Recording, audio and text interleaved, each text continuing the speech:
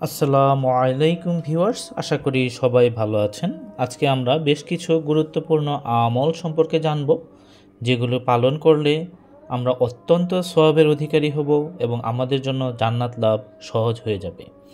আসুন আমরা আমলগুলি একে একে দেখে নিই। 1 নম্বর আমল, এটি হচ্ছে প্রত্যেক ওযুর পর কালেমা শাহাদত পাঠ করা। এতে জান্নাতের 8টি দরজার যে কোনো দরজা দিয়ে প্রবেশ করতে পারবেন। সহিহ মুসলিম হাদিস 234। দ্বিতীয় আমলটি হচ্ছে প্রত্যেক ফরজ সালাত শেষে আয়াতুল কুরসি পাঠ করুন। এতে মৃত্যুর সঙ্গে সঙ্গে জান্নাতে যেতে পারবেন।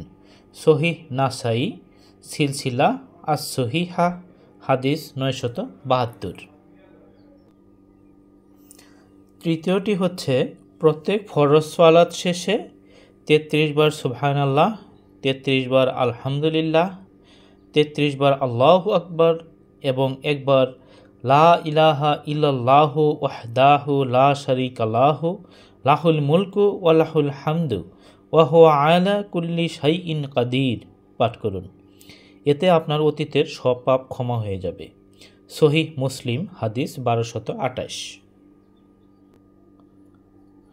চতুর্থ আমলটি হচ্ছে প্রতি রাতে সূরা মুলক পাঠ করুন। এতে কবরের শাস্তি থেকে মুক্তি পেয়ে যাবেন। সহিহ নাসাই সহিহ তারগিব হাকিম হাদিস 3839, সিলসিলা সহিহা হাদিস 1140। পঞ্চম আমলটি হচ্ছে রাসূল সাল্লাল্লাহু আলাইহি ওয়াসাল্লামের উপর সকালে 10 বার ও সন্ধ্যায় 10 বার দরুদ শরীফ পাঠ করুন। এতে আপনি নিশ্চিত যে রাসূল সাল্লাল্লাহু আলাইহি ওয়াসাল্লামের সুপারিশ পাবেন। তাবরানি সহিহ তারগিব হাদিস 656। ষষ্ঠ আমলটি হচ্ছে সকালে 100 বার ও বিকালে 100 বার সুবহানাল্লাহিল আযীম ওয়া বিহামদিহি পড়লে সৃষ্টিকুলের সমস্ত মানুষ থেকে বেশি মর্যাদা দেওয়া হবে। সহিহ আবু দাউদ হাদিস নং 5091।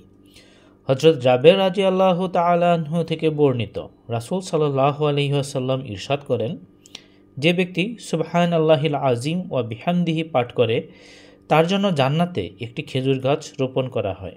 তিরমিজি 3464।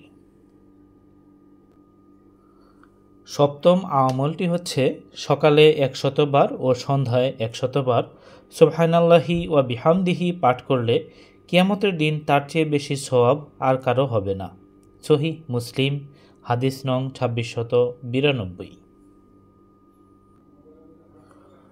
অষ্টম আমলটি হচ্ছে সকালে ও বিকালে 100 বার সুবহানাল্লাহ, 100 বার আলহামদুলিল্লাহ, 100 বার আল্লাহু আকবার এবং 100 বার লা ইলাহা ইল্লাল্লাহু ওয়াহদাহু লা শারীকা লাহু লাহুল মুলকু ওয়া লাহুল হামদু ওয়া হুয়া আলা কুল্লি শাইইন কাদির পাঠ করলে অগণিত সওয়াব হবে। নাসাই সহিহ তারগিব হাদিস নং 651। সেই সাথে জাহান্নাম থেকেও মুক্তি পেয়ে যাবেন, কেননা দিনে 360 বার এই তসবিহগুলো পড়লেই জাহান্নাম থেকে মুক্ত রাখা হয়, আর এভাবে 5 ওয়াক্তে 500 বার পড়া হচ্ছে। সহিহ মুসলিম মিশকাত হাদিস 1803। আমরা ইনশাআল্লাহ এই আমলগুলি করব এবং সেই সাথে অত্যন্ত রহমত, বরকত ও সম্মানের সাথে আমাদের ইহকাল এবং পরকাল আমরা সুন্দরভাবে থাকতে পারবো এবং আল্লাহর রাস্তায় আমাদের সময় আমরা ব্যয় করতে পারবো। সবাই ভালো থাকবেন, সুস্থ থাকবেন।